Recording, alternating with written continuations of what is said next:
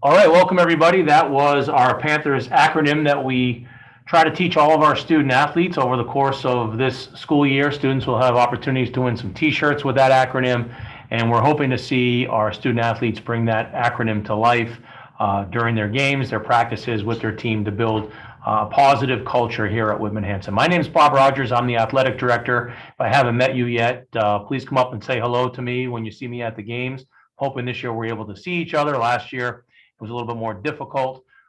Fingers crossed for a more normal type school year. That still remains to be seen, but at least that's the way we're proceeding right now. So this athletic first night is usually done in person. We usually have the Performing Arts Center here at school packed, and it's an exciting night because we know that sports are back.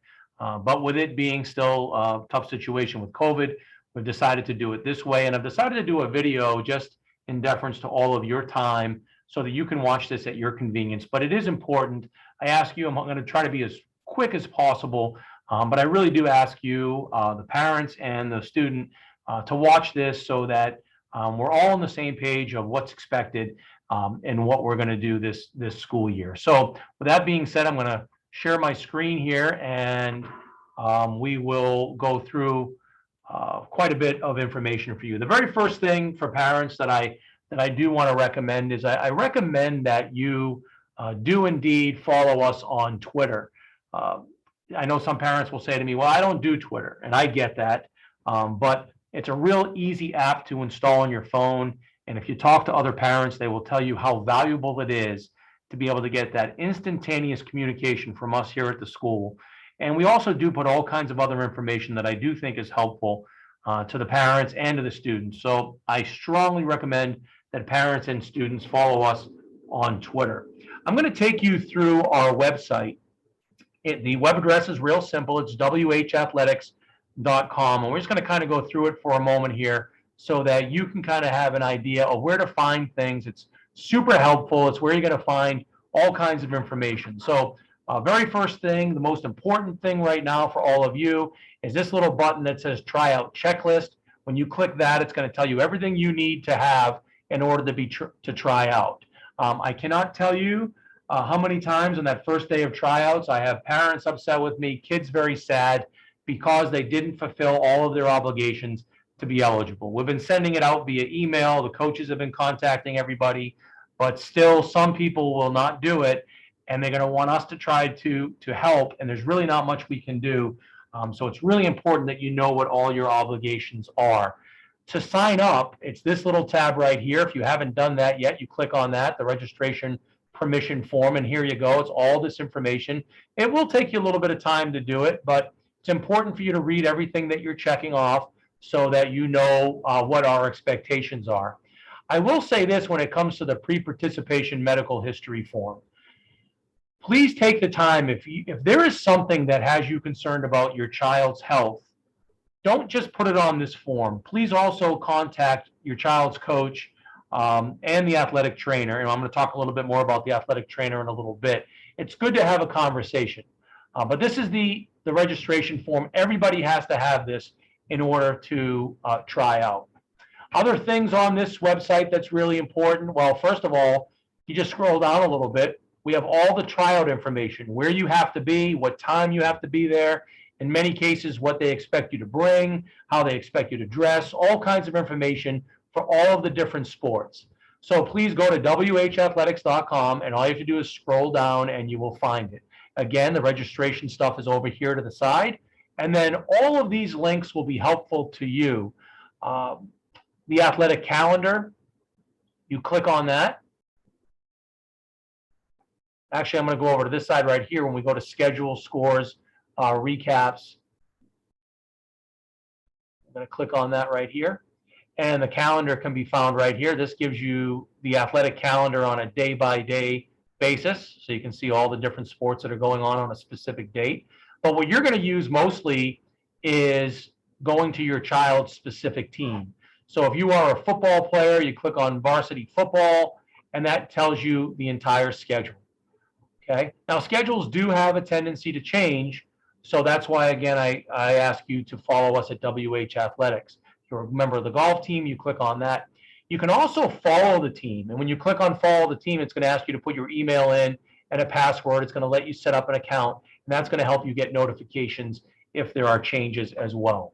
Okay, so you can see all the sports right there. Where do you find this tab?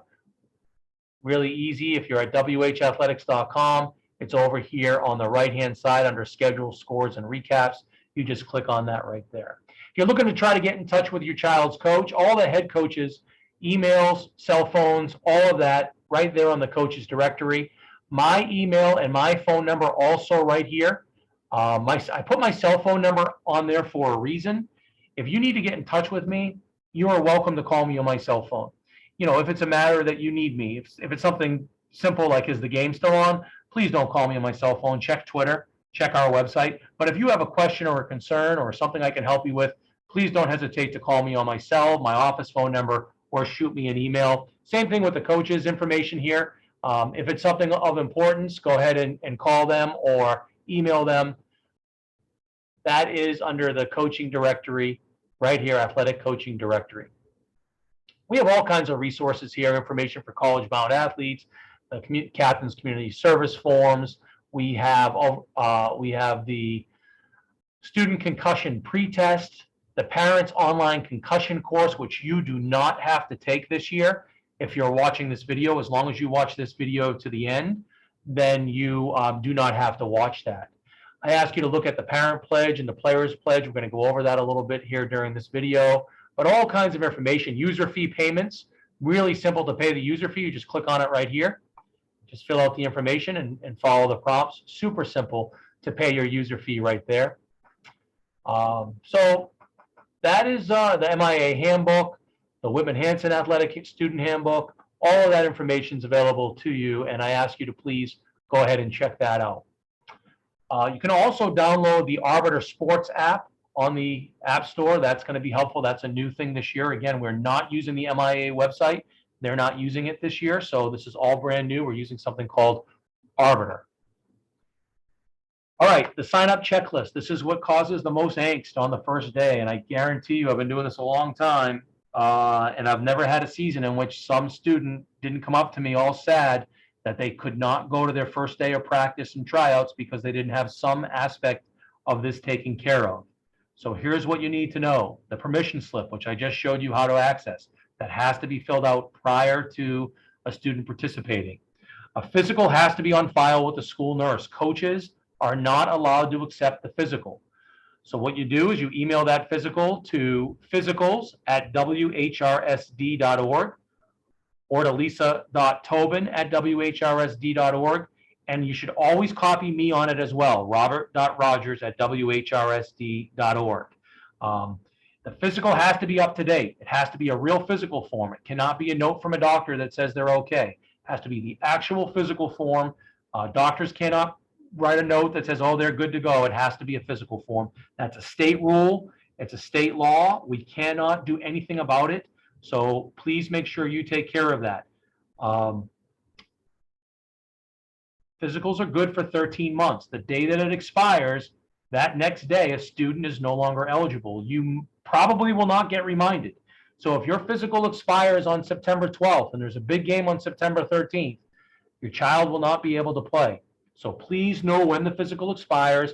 Please take care of it, and please go ahead and make sure you email that to the proper people. I also suggest that every student has a copy of their physical on their phone. Just take a picture of it and have it on their phone, because let's say they're at practice and I come up and say, oh, your physical's expired. They can show that to me. I can take a picture of it, bring it up to the school nurse, and get them approved. So please go ahead and take care of that. Oh, let me just go back to the concussion test. So the concussion test, which I just showed you how to access, this is for the students only. The parents do not have to take this. This is the concussion test. The doctors use this in the event that your child has a head injury of some kind. So when the concussion test is taken, the student must be in a quiet place with no distractions. Their phone can't be out, the TV can't be on. If it is, the test will know that the student's distracted and it will be an invalid test. So please make sure that it's in a quiet place and that the student doesn't have any distractions of any kind.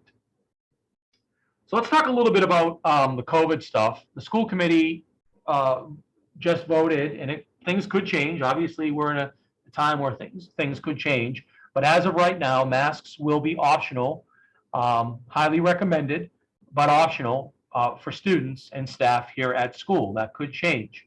There will be some exceptions. Masks must be worn on all bus trips on their way to school and on their way to games. Students will not be allowed on a bus to an away game if they do not have a mask. It's up to them to make sure that they have it. At Whitman Hanson at games, it's currently optional. The MIAA may change their mind, but as of this recording right now, it is optional. It is possible that some of the teams in our league might have different rules. There's a possibility we could go to a school and they might have a rule that says everybody that's participating has to wear a mask. We will abide by whatever our opponent requires at their facility. At Whitman Hanson, it is currently optional. Water will not be provided. Students should not be sharing water bottles with anybody. Students should come to all games and events with their own water bottle. We have refillable water bottle stations with filtered water. So if a student has their own water bottle, just fill it up prior to practice and you will be all set. Hand washing, as always, will be important. Hand sanitizer is available all over the school. We suggest that students do that before and after practice. Please be honest. Let us know if you've had contact with someone who has been tested positive. And please do not come to school if you do not feel well. Just like last year, we had to navigate difficult times. Let's try to get through this year and do the same thing. Let's not put our guard down. Let's pay attention. If you don't feel well, just take the day off. Our school head nurse is Lisa Tobin, and she handles all the COVID-related questions and concerns. They should be directed to her. The physicals go to Margaret Baker. Lisa will take those too, but Lisa is the person who's in charge of the COVID situation. Let me just go back to the COVID situation one more time. A couple things. In terms of quarantining, if you're a close contact and you've been vaccinated, the rules for close contacts are different for the vaccinated and the unvaccinated. Lisa will help with that. If you're vaccinated, there's a good chance that you will not have to quarantine. If you're not vaccinated, there's a different protocol with that, and she will help you with that if you're a close contact. So again, if you're in English class, the student next to you tests positive, you are now considered a close contact, and there's a good chance that you're going to have to sit out some time if you're not vaccinated. But again, Lisa would be the person to direct those questions to. User fees. You can find your outstanding balance of your user fee at the parent portal on Infinite Campus. The fees for this fall will not be posted until they're overdue, and they're not considered overdue until 1 week after your child has made the team. 1 week after your child has made the team, it will go on Infinite Campus as an outstanding bill. Now, folks, we don't get a lot of funding from the two communities for athletics. They don't pay for buses. They don't pay for officials. Don't buy uniforms. They don't pay for our athletic trainer. All of the things that we have to come up with money. That's why user fees are so important to us here at Whitman Hanson. Most schools do not allow students to participate if the fee has not been paid. I don't operate that way. I understand that not everybody is in the same financial position. We do not give any waivers. There's no waiving of fees of any kind, but we will let you go on a payment plan. I will also let you work off some of your fees if you want to sell tickets at a football game or a soccer game or whatever we have. All you have to do is to email me. So here's what has to happen. A week after your child has made the team, you should have either paid your fee and all past due amounts, and you can find those past due amounts at Infinite Campus, or you should email me what your plan is. As long as we've been in communication, your child will not have any interruption of play. If you don't contact us, you don't reach out, then it'll be kind of tough for your child because your coach is going to say, oh, you can't practice today, you can't play today because the user fee is still outstanding. Again, you don't have to have it paid. You just have to at least communicate with us. And if you do that, we'll work something out. I don't mind putting it off as long as, take $25 a week or whatever you need to do. We can do that. All right, let's go over some of the rules that are really important. The first one is the chemical health rule. And that states from the earliest fall practice date, which is the first day of football, which is Friday, August 20th, to the conclusion of the academic year or the final athletic event, whichever is later, a student shall not use, consume, possess, buy, sell, or give away any of the following: any beverage containing alcohol, any tobacco product, any marijuana, illegal steroids, or any controlled substance. We also include vapes and any other e-cigarettes. Any type of device is a violation. It's against the rules to even possess a vape. If you're holding it for your friend, that's an MIAA violation. You'd be suspended. If someone is using a school bathroom, they walk in and somebody's vaping, please just go to a different bathroom. You don't want to put yourself in a situation where a teacher comes in and they think you were vaping. We're going to go over the penalties and then we'll go over the why of this rule. The first offense is a 25% suspension from all games. During a suspension, students still go to practice, are still part of the team, but they just cannot dress for the game or be in the game. The second offense is an additional 60% suspension.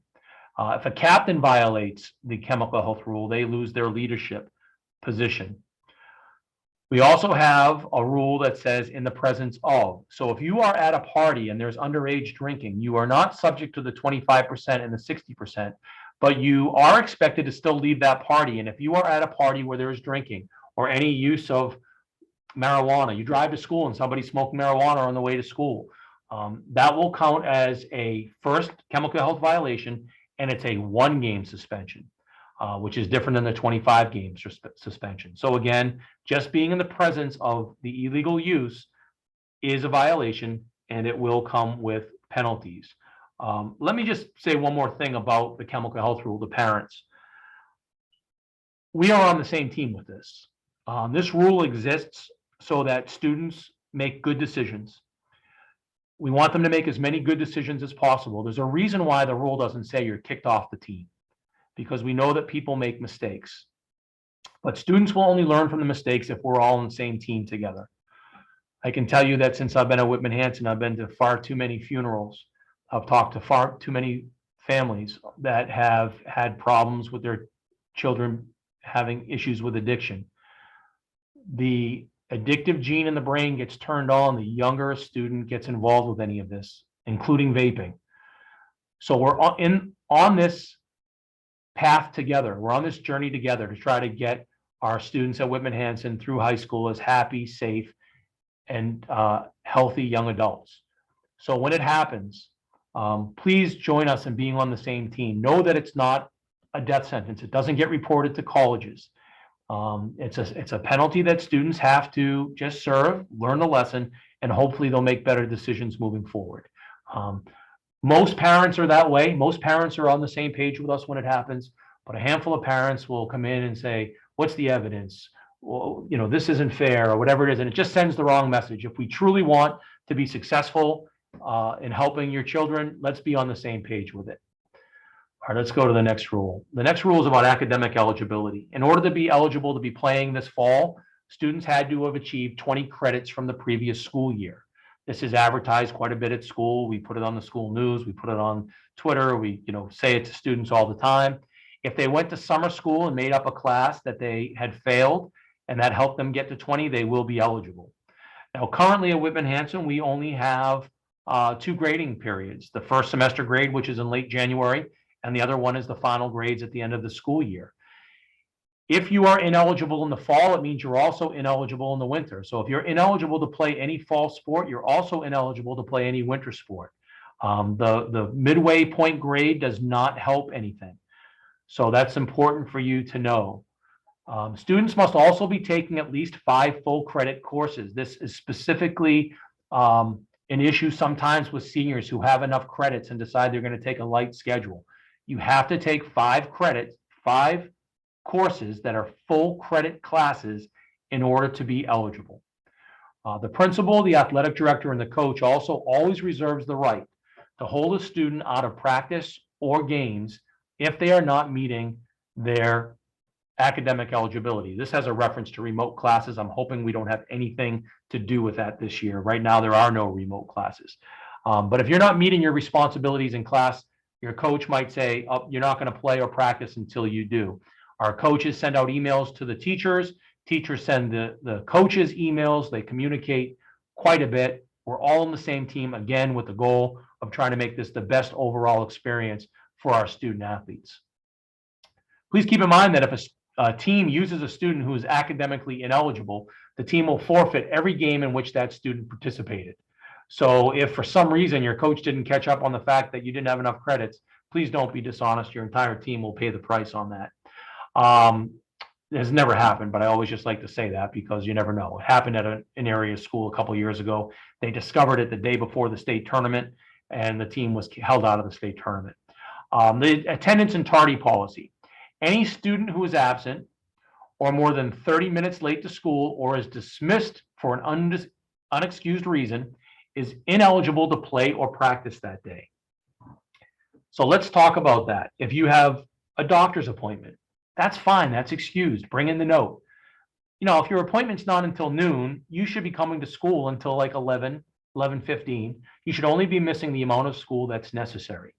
If you have your driving hour, somebody passes away and you have to go to a funeral or a wake, all of those things are going to be excused, but we need a note, and it has to be into the main office. If you come into school 35 minutes late, you are going to be ineligible to play or practice that day. However, if you are never late, you're somebody who has great attendance, and it's not an issue, and it happens one time because you overslept or whatever it is, you can come and talk to me or talk to the assistant principal, and we usually will give one kind of like pass. If it's like, you know, if you're 2 hours late, 3 hours late, no. But if, you know, you overslept, come and talk to us. But the most important thing is you are responsible to be in school and to be in school on time. The bona fide player rule. This is an MIAA rule. The MIAA does not allow you to miss a high school practice or game in order to participate in another athletic event or practice. Your high school coach does not have the power to waive this rule. That means if you guys have a practice on a Tuesday night and you have a club game in another sport, you cannot miss your practice. Your coach cannot give you permission to miss that practice. You must attend. If you don't, it's a 25% suspension. If you have some kind of a unique event, let's say you have a potential to be a scholarship player in a certain sport, you're going away for a tournament, what you're going to do is to talk to your current sport coach here at Whitman Hanson, explain it to them, get their endorsement that they are okay with you missing. Then you will come see me and I will give you a bona fide player waiver application, and we will file that with the MIAA and we will try to get a waiver for you. Has to be done at least 2 weeks before the event. So again, if you have any questions on that, please call me, email me. Don't wait until the last minute. Again, it's an MIAA rule. It's not a Whitman Hanson rule. We have a good citizen rule. Everybody's expected to act appropriately on Facebook, on your Instagram, on your Snapchats. There's been some instances where students from different schools have kind of got into Twitter battles or Instagram battles, said things that are inappropriate. If you post something that's inappropriate, it would be the same as saying it on the field. If you do something that doesn't represent Whitman Hanson or your team the right way, you can expect your coach to have some discipline, which could include a loss of playing time or a game suspension. If you have an extended detention, even if it doesn't conflict with your game time or your practice time, you cannot play or practice that day. That's for extended detentions. Regular detentions, as long as it doesn't interfere with the game or the practice time, then that's fine. Rule books. Every student and parent is responsible to understand and abide by all rules in the MIAA, Whitman Hanson, and Patriot League Handbook. All three can be found at whathletics.com. Again, you're expected to attend all games and practices. Family vacations, work, concerts, and similar activities should be scheduled around your commitment to your team. Coaches will determine the rules for missing practices and games, but I will tell you that most coaches have a rule that says if you miss a game or a practice, you're going to miss another game. And if you consistently do stuff like that, your coach isn't just going to keep playing you. They're going to keep you out. Now, I can tell you this is such a small problem at Whitman Hanson. It almost never happens. Our students and parents understand that when you're part of a team, you've made a commitment and you need to be there. But if you miss because you have a job, there's a good chance that you're going to be suspended. Same thing with family vacations. Parents, recognize, please, family time is super important. We just got done with an entire summer. There were several vacations during the school year. During your season, there can be no vacations. Your coaches expect you to be there. Hazing is a federal offense. Your coaches will talk to you about this, but please know that any hazing at all is not tolerated. Any bullying, anything that's going to make any other student uncomfortable. We want a culture where we're welcoming the younger students. Younger students, you should know that our captains are committed to helping you make the transition to high school.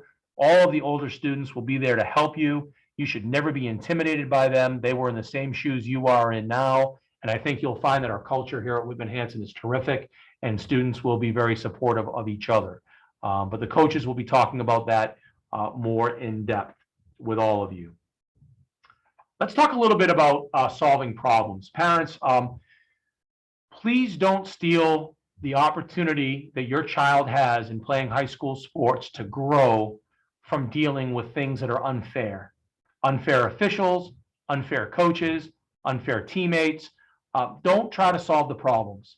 You have children that are now young adults, and this is the safest venue that they have to try to navigate those things. Your child should try to talk to the coach if they have a problem with the coach about playing time, about something that was said, maybe something that's going on in practice or whatever it is. Encourage your child to talk to your coach, talk to the coach. Don't try to solve every problem. You are literally stealing one of the best lessons that sports gives a young person. So please don't take that away from them. Give them the chance to go ahead and do that. Okay. Now, if the problem still persists and you had no success, then the parent can ask for a meeting with the coach, not after a game, not after a practice. You should email the coach, ask to set up a time. The coach is going to ask you, or the coach is going to say, well, your child hasn't talked to me yet. So make sure that that has happened first. After you've done that, if you haven't had success, you may then contact me and set up a meeting. You can always set a meeting. You can always talk to me and bypass all of this if there's a safety concern or an ethical concern. You don't have to follow these channels if there's a safety concern or an ethical concern. But if it's anything else, please follow this structure and how we're going to go ahead and do this. Playing time. That's the number one thing that people get upset at. Coaches will not debate playing time with a parent. Students can talk to the coach about playing time, but be prepared for an honest answer. Coaches put a lot of time in. They're working really hard. They want their team to be successful. Playing time could be just because other players are better. On the varsity level, playing time is given based, it's a meritocracy. But it could also be attitude. It could be missing practices. It could be being late to practices. It could be bad body language. It could be that that player doesn't make the team better by their presence. So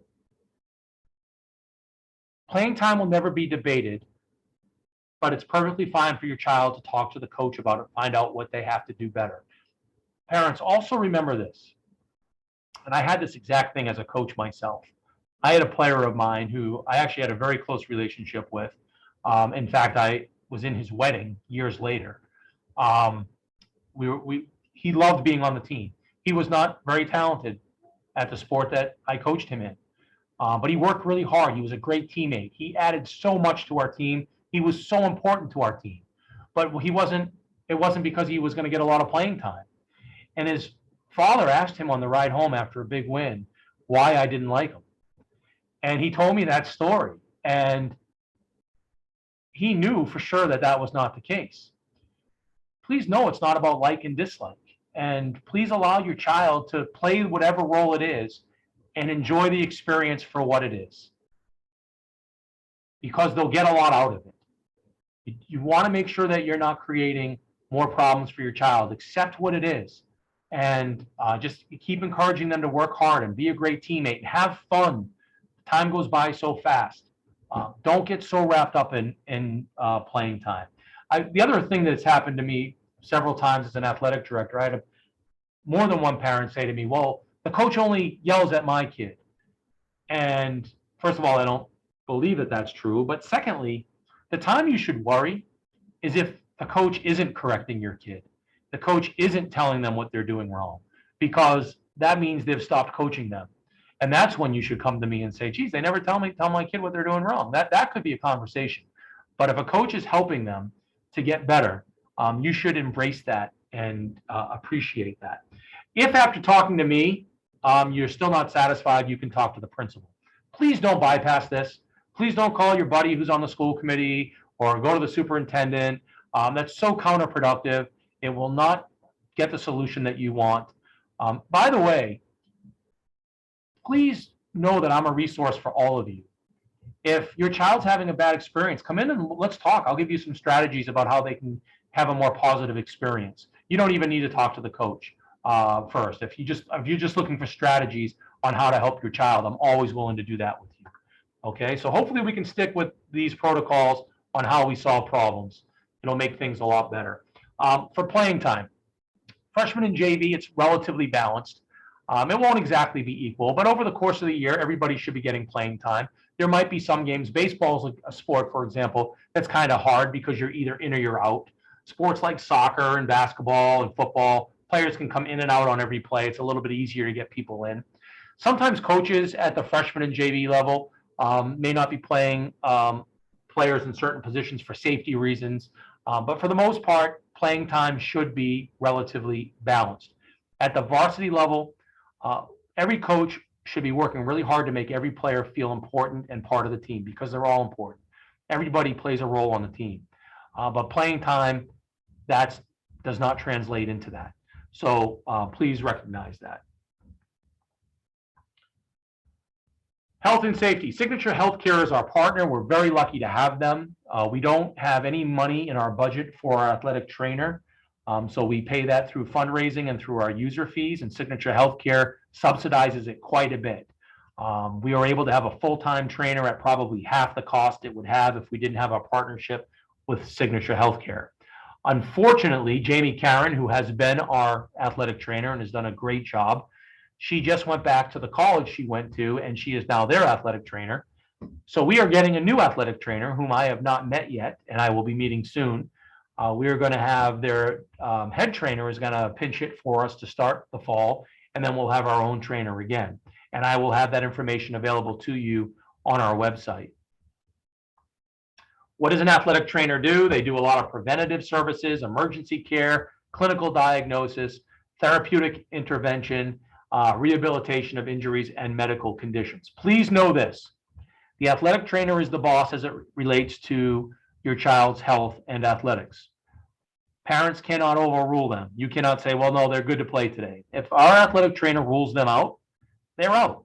It's as simple as that. There's nobody overruling them. You can't come to me. I am not going to overrule an athletic trainer when they make that decision. They have all the power as it relates to your child's health and athletics. A little bit more, I asked Signature Healthcare to come up with a little bit of a presentation. This is really short, but and I know the video quality is not great, but this is a little bit about the concussions. This will satisfy your requirement by the state. Hello, parents of Whitman Hanson High School. My name is Allie Barahona, and I'm an athletic trainer for Signature Healthcare Sports Medicine Department. I wanted to talk to you today about the concussion protocols here at Whitman Hanson. These protocols are in line with the Massachusetts Department of Public Health and are required by all high schools in the state. A concussion may occur with or without loss of consciousness and can lead to symptoms such as headache, confusion, lack of coordination, memory loss, nausea, vomiting, dizziness, ringing in the ears, sleepiness, and excessive fatigue. As a parent, it is important for you to understand your role in this scenario. That is why you are required to participate in annual training to help familiarize yourself with the appropriate recognition and care for concussion injuries. Students and parents are also responsible for obtaining a physical and completing the pre-participation head injury reporting form prior to the start of the school year. Students who sustain a head injury or are suspected of a concussion will be pulled from practice or competition and not allowed to return on the same day. In addition, a report of head injury form must be completed by the coach, athletic trainer, or a parent, depending on whether the head injury occurred in school or out of school. Each student who is removed from practice or competition and subsequently diagnosed with a concussion shall have a written gradual reentry plan for return to full academic and athletic activities. Academic accommodations will be set by a physician in conjunction with school administrators, guidance counselors, nurses, and teachers. Proper documentation must be received by the school in order for these accommodations to be put in place. Students must be removed from athletics until they become symptom-free, at which time they must be cleared by a doctor, nurse practitioner, or physician assistant to initiate the gradual return to play progression, which will be monitored by the athletic trainer. The return to play progression is a 5-day plan that consists of a gradual increase in activity intensity to ensure that the student athlete will be able to safely participate in full athletic activity. In order to progress, student athletes must be able to complete each step without experiencing symptoms. Upon completion of the return to play progression, a post-sports related head injury medical clearance and authorization form must be completed by the athletic trainer in consultation with the physician. It is our job to make sure that your child receives the appropriate standard of care when this type of injury occurs, and you as a parent play an integral role in ensuring that that happens. Thank you for taking the time to watch this video. Have a great season and a great school year. All right, terrific. So again, we're super lucky to have Signature Healthcare, and I will be sure to introduce the the athletic trainer to everybody once that athletic trainer is on board. Again, on the page right now, you can see the signs of concussions. The one thing I would say to parents, especially the younger parents, the difference between a concussion and like a broken bone in the arm or a twisted ankle or whatever it is you can't see the concussion. But it is so important that we take it seriously. The results can be catastrophic when we try to ignore it. So we have to give the professionals the benefit of the doubt. When they go ahead and they diagnose it, we're going to follow exactly what they tell us so that your child is safe and healthy. She went over the return to play protocol, and our athletic trainer will take your child through this specifically. Okay, and there is no getting around it. It is what it is. Even if it's the championship game is on step 3, that just is what it is, and that's what we're going to have to do. Okay, and they'll finally get you'll need final written medical clearance before returning to full competition. Just real quick, I'm not going to spend a ton of time on this, but I just do want to remind all of our students out there as we start the new year that we talk about a growth mindset, about not being locked into where you are right now, but trying to think about where you can be when the season ends and making progress as you go along. There's so many examples of players in professional sports that didn't have an easy road. I mean, Tom Brady, clearly the best that's ever played the game. David Ortiz, one of the best. He's going to be in the Hall of Fame. And they both had tough roads to get where they are. David Ortiz was released by the Twins in 2002. He was only signed by the Red Sox as a favor. He started the season as a backup, and of course, you know, the rest is history. He finished his career with Hall of Fame numbers and probably the greatest clutch player of all time. 3 world championships as well. Tom Brady barely played at Michigan his first 2 years. He had to split time with Drew Hanson the first 7 games his senior year of college. I mean, think about it. His senior year of college, he's still splitting games, splitting time. He was drafted in the 6th round. 6 quarterbacks were chosen before him. You know, I'm sure you heard about it or read it. Maybe you read it. The story in Sports Illustrated. Did you read it? No, you didn't talk to the guy. This is great. Listen to this. Revisit your Michigan days, and we often ask, you know, where does that competitive fire come with Brady? Where does that, you know, work ethic come from? When you read this, you get the sense, Tom, that guy we see every week, number 12 under center, you know, was born under fire at Michigan, not only because of the Big Ten and the competition, but because you never had anything handed to you. We know the whole deal with Drew Hanson. Every other quarter or whatever it was, you know, you guys tried out the first half to see who would start the second half. But do you agree that what you've become here was because of what you went through at Michigan?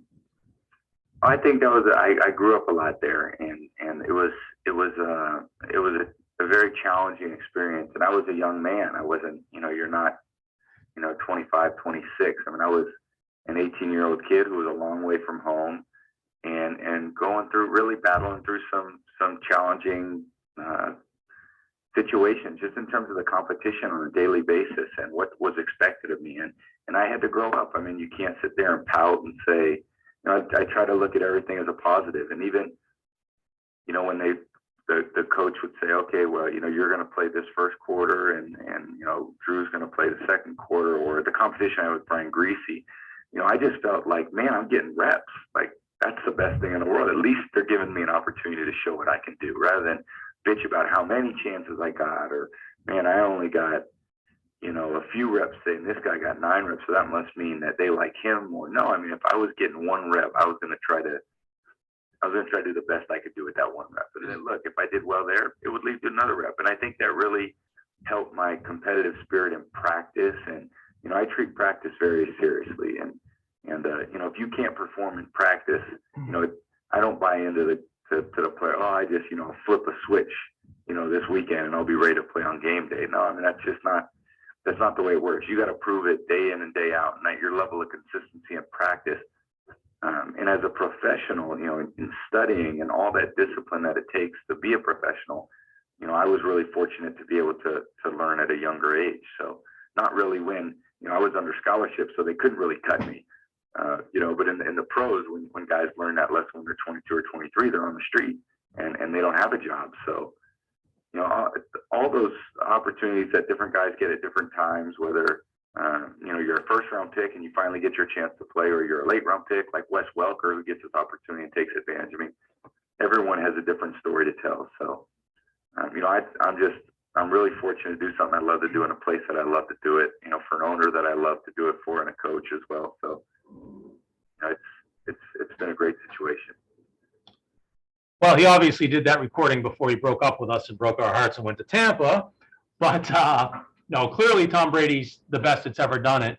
And I always like to say that success leaves clues, and you can either analyze success or criticize success.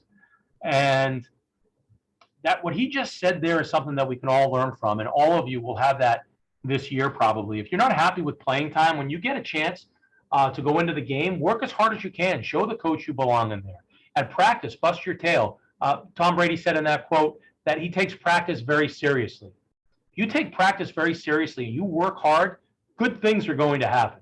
But if you're going to mope and complain that things aren't going your way and make excuses and look at all of the bad things, then you're going to have a hard time having the kind of success that you want to have. Because successful players know how to sacrifice their lesser desires for their greater desires.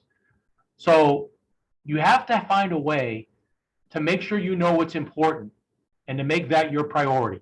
And if it's important to you, are you working hard at it? Are you putting the time in, especially in the off season? I know that the fall season's about to start, so the fall season's in the books, but you got to put the time in. Football teams that don't get in the weight room, football teams that are not lifting and that they're not getting it as part of their culture, they're not going to be successful. I don't care if Bill Belichick comes and coaches our team. You got to put the time in if it's important to you. And that's a great quote from Tom Brady, and I hope you all take it seriously. I like to say, if you don't get what you want, you either didn't really want it or you tried to bargain over the price you had to pay. So you got to figure out, what does it cost to be a member of your team, and are you willing to pay that price? Folks, sportsmanship is a big problem. Getting game officials is really problematic right now. People don't want to be officials because they're getting yelled at by adults. It's not going to be tolerated at Patriot League events this year. If you yell at officials, you are going to be removed, both home and away. Simple as that. If you have a spontaneous reaction to something, like, oh, like that, that's fine. But if you have, oh, that's a terrible call, you're going to be leaving the game. Coming to a game is not a right. It's a privilege. And it's not going to be debated. I don't want to have this happen. I want to have good relationships with all the parents. But we can't get officials anymore. We had more than a dozen games this past spring had to be rescheduled or canceled because we didn't have officials. And right now, I have more than a dozen games this fall that I currently don't have officials for that we have to try to find. So please go to the games, just have fun. The time goes by so fast, you're not going to be able to watch your child play sports much longer. Just go to the game and enjoy it. Recognize, yes, they're going to make mistakes. And yes, sometimes the call is going to be terrible. And yes, sometimes you're going to think the game is too physical. Let the coach be the advocate for your child. The coaches will talk to the officials, but you can't. And if you do, you will be leaving the games. We need to create the right environment for high school athletics, and we need to make sure the officials know that we respect them. It's hard. By the way, if any of you want to become an official, please contact me. I will set you up with the assigners. They'll put you through training. We need officials desperately. So if anybody has any questions on this, please come and see me. It's embarrassing for your child. When you yell from the stands, you think you're helping, you're making it much harder for your child. It's embarrassing to your child. And it's going to be way more embarrassing when they look up and they see me or the other athletic director or the police come and escort you out of the facility. So please don't let that happen. Please don't let that happen. There probably won't be any warnings. Like, you're at a certain venue in our league and you yell at the officials, expect somebody to come up to you and remove you. And I know sometimes people say, well, I'm not leaving. Well, the police will come and remove you, and then you won't be allowed to any future events. So let's not get there. I'm sorry that this might come off kind of harsh, but it has to be fixed. It has to get better. We have to do a better job at this. Off-season training, I just wanted to remind everybody that nothing is ever mandatory in the off-season. There's no such thing as captain's practices. Do captains get together with their teammates? Absolutely. That's perfectly fine and legal. It all has to be voluntary. We just don't sanction them. It has nothing to do with the school. It's what kids want to do on their own time. The biggest question you have to ask yourself, are you better this season than you were last season? Real quick, we're going to go through the Players Pledge. We're almost done. Players, if you could just do this with me, read this over. You promise to remember that you're a student athlete. Academics always come first. Respect your teammates, opponents, coaches, officials, and yourself. You will make sportsmanship a top priority and will pursue excellence while always demonstrating character. You promise to be dedicated to your sport in and out of the season. You will work as hard as you can to be worthy of the success your teammates and you desire. You will support your teammates through the good and the bad. You will be loyal whether you win or you lose. You will maintain a positive attitude regardless of the circumstances, and you will be an energy giver to your team. Be selfless and put your team ahead of your own concerns. You will be humble and when you enjoy success, and determined to improve when you face any setbacks. You promise to do your best at all practices and competitions. Play fair and abide by all the rules in and out of games and competitions. You promise to be honest with your team and your coach. Always abide by the MIAA and Whitman Hanson chemical health rule. You will be a positive example for your classmates and encourage others to lead a drug and alcohol-free life. That includes vapes. You'll do your best to improve the team chemistry and be solution-oriented when problems arise. Communicate in a positive and effective way with your coaches, teammates, teachers, and family. And you'll give back to your community by participating in service projects whenever possible. All of the captains will be doing at least one community service project as a team. We expect all players to participate in that and understand the importance of community service and giving back. So that is the Players Pledge. Parents, we're going to do a quick parent one as well.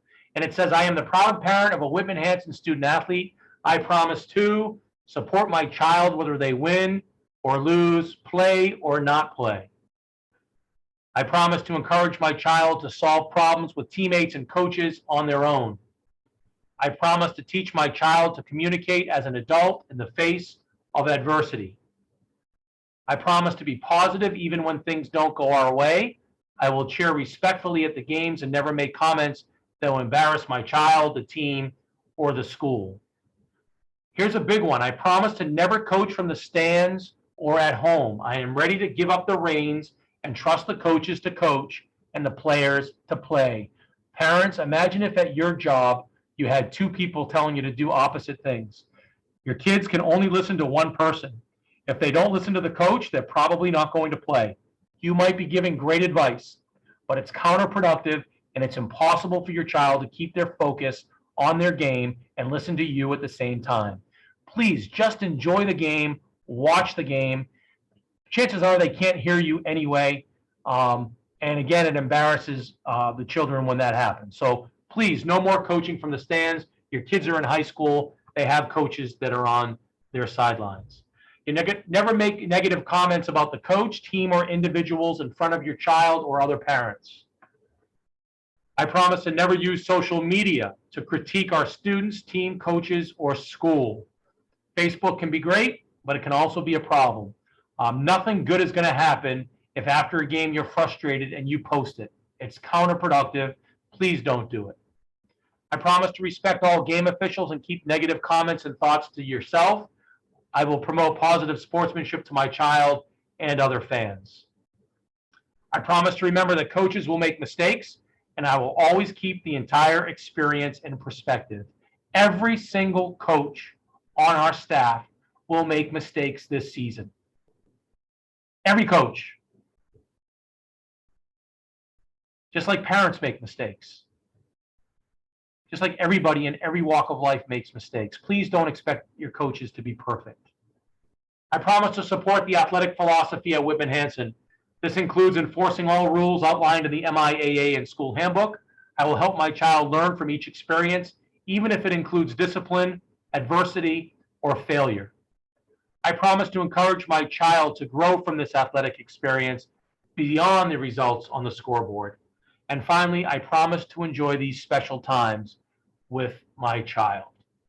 I really want you to enjoy it, guys. It goes by so fast. If you have a chance to talk to a parent whose child has gone through this, they will tell you that they just can't believe and they don't know where the time went.